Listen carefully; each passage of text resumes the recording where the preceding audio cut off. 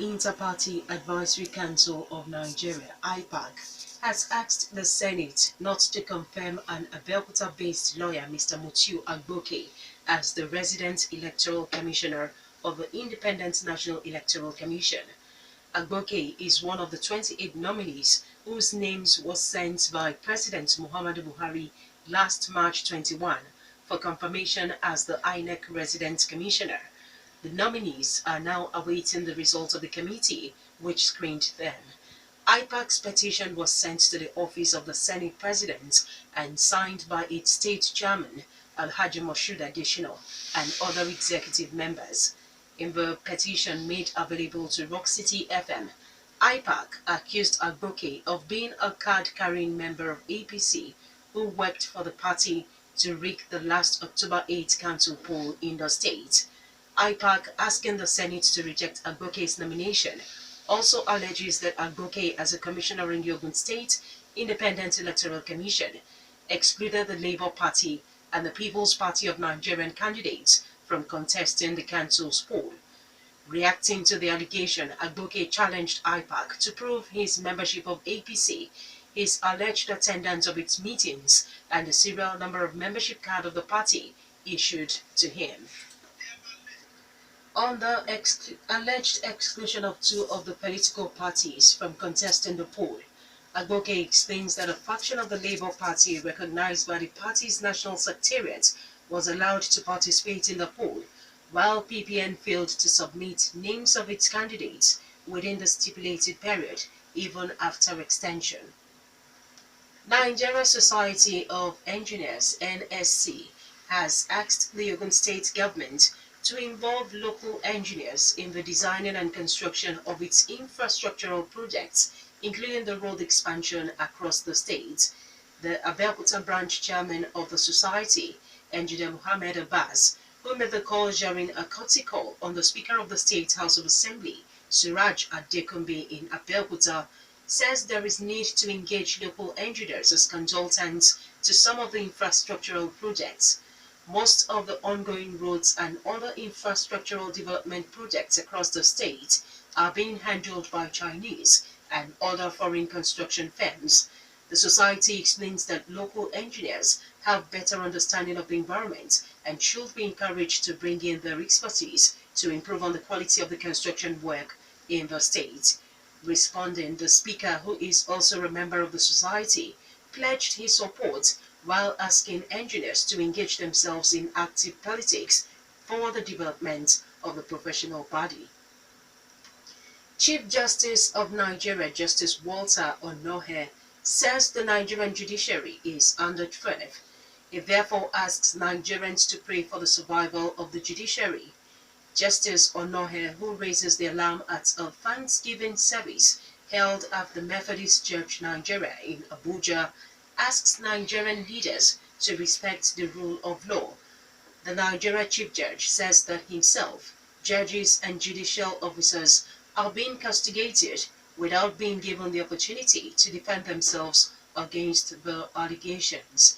He cites a case of the Anambra State Central Senatorial Poll, where, according to him, a senator alleged that judiciary robbed her of the seat. The service was attended by several dignitaries, including the head of the Civil Service of the Federation, other top government officials, top judicial officers, and former governors Peter Odili and Leo Imoke. Independent National Electoral Commission (INEC) has declared APC as the winner of the by-poll into a vacant seat of Katsina State in the House of Representatives. INEC returning officer Professor Hudu Ayuba, announcing the poll results in Mashi, says that APC candidate Mansour Ali scored 27,968 votes to win the poll. His closest rival, Kabir Abdullahi of PDP, got 19,451 votes.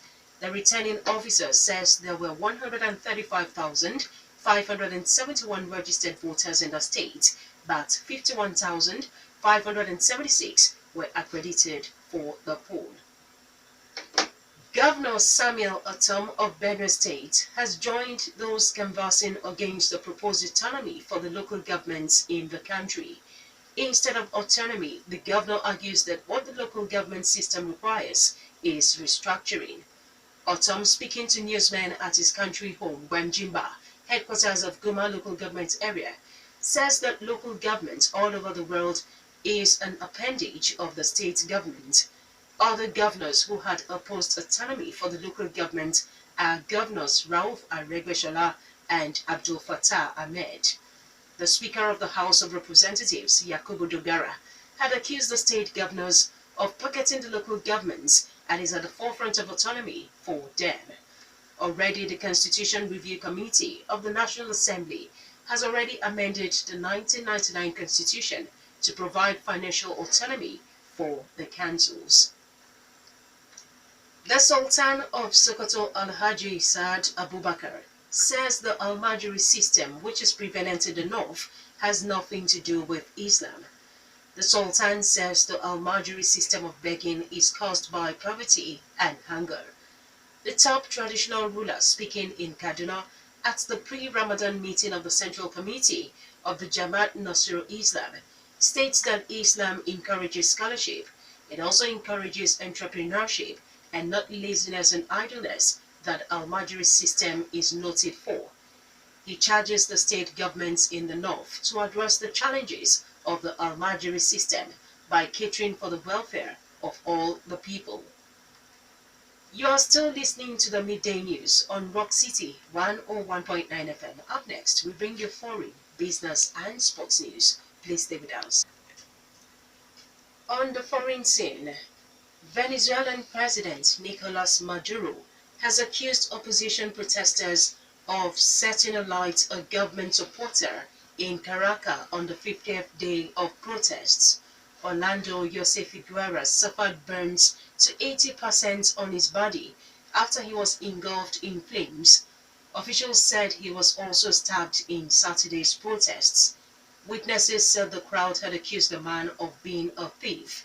On the same day, an opposition activist was shot dead, bringing the total number killed in recent protests to 48. Protesters demanding President Maduro step down and hold elections took to the streets across the country on Saturday to mark the 50th day of the increasingly violent demonstrations which have overwhelmed the country in recent weeks. U.S. President Donald Trump is visiting Israel and the Palestinian territories as he continues his first foreign trip. He flies in from Saudi Arabia, a key U.S. ally, where he gave a speech to Arab and Muslim leaders at a summit. Mr. Trump will hold talks with both Israeli and the Palestinian leaders during the course of his two-day stop. The president has called an Israeli-Palestinian peace agreement the ultimate deal, but has been vague about what form it should take. He has said he prefers to leave it to both sides to decide between them in direct talks. Indonesian police have arrested 141 men attending what they called a gay sex party at a sauna in the capital Jakarta late on Sunday. Police said attendees, including a Briton and a Singaporean, paid 185,000 rupiahs to attend. Homosexuality is not illegal under Indonesian law, except in conservative province. But Jakarta police spokesman Radin Argo Yuwono said some of those detained could be charged under Indonesia's harsh anti-pornography laws. Last week, 2 men were sentenced to public caning in Aceh after being convicted for engaging in gay sex. Earlier this month, Indonesian police arrested 14 people in the city of Surabaya for allegedly holding a gay party. Next is the business news. First Bank of Nigeria Holdings PLC has announced a 20 kobo dividend per share for its shareholders for the financial year ended in December 2016. The company announced the dividend payout, totaling 7.18 billion naira at its annual general meeting held in Lagos. The company's managing director, UK Eke, assures the shareholders of higher return on their investments this financial year. The company for the period under review posted a gross earning of 581.8 billion naira as against 502.8 billion naira recorded in the 2015 financial year. The profit after tax also increased to 22.9 billion naira in the 2016 year as against the 12.6 billion naira in the previous year. Managing Director of First Bank of Nigeria PLC, Adeola Adeotu, told the shareholders that the bank had taken cognizance of the past events and will do things different in the new year. Finally, sports news. Plateau United has claimed an important point as they drew 1-1 away to Katsina United on Sunday to remain at the summit of the Nigeria Professional Football League (NPFL). The Jaws club thus retained top spot with 36 points from 20 matches, with second-placed MFM FC failing in their quest to leapfrog Kennedy Boboye's charges following a 0-0 draw at home to Akwa United. Also, Akwa United put in a heroic display in Agege to ensure they snapped MFM's 11-match winning streak at home. Champions Enugu Rangers left it late to beat Gombe United by 2-1 in Enugu, coming from a goal down to claim maximum points at the death. In Ilorin, ABS beat El Kanemi Warriors 2-1 thanks to goals from Kehinde Ainde in the 14th minute and Anekwe Ebuka. Meanwhile, FC Ifeanyiuba produced the most stunning performance of the match day, winning 3-0 in Ibadan against Free SC. Lobby Stars also claimed important scalp on the road as Kingsley Eduwa's 15th-minute strike handed all 3 points to the Makodi club in their encounter with Sunshine Stars in Akure. Junior Lokosa scored for four-time champions, the Kano Pillars, at the Sonny Abacha Stadium, heading home Idris Aloma's cross to condemn Niger Tornadoes to a 1-0 defeat, while Chukwudi Samuel was among the goals as Wiki Tourists won their 51st consecutive home match in the NPFL by 3-0 as against Abia Warriors in Bauchi. Ugochukwu Leonard plundered the winner for seven-time champions Enyimba as they overcame Ramo Stars by 1-0 in Shagam. That was the midday news, and just before we go, the major stories once again. IPAC asked Senate to stop Agboke's nomination as INEC commissioner. Nigeria's Chief Justice said judiciary under threat calls for prayers. Governor Otom opposed autonomy for local governments. The Sultan faulted Al-Majri's system of begging, said it's not Islamic. While on the foreign scene, we told you that protesters set ablaze by opposition demonstrators in Venezuela, and 141 men arrested for attending gay sex party in Indonesia. For more stories and to listen to us live, please log on to our website www.rockcityfmradio.com/live. Thank you for listening. I am Chienye Egwuonwu. Good afternoon.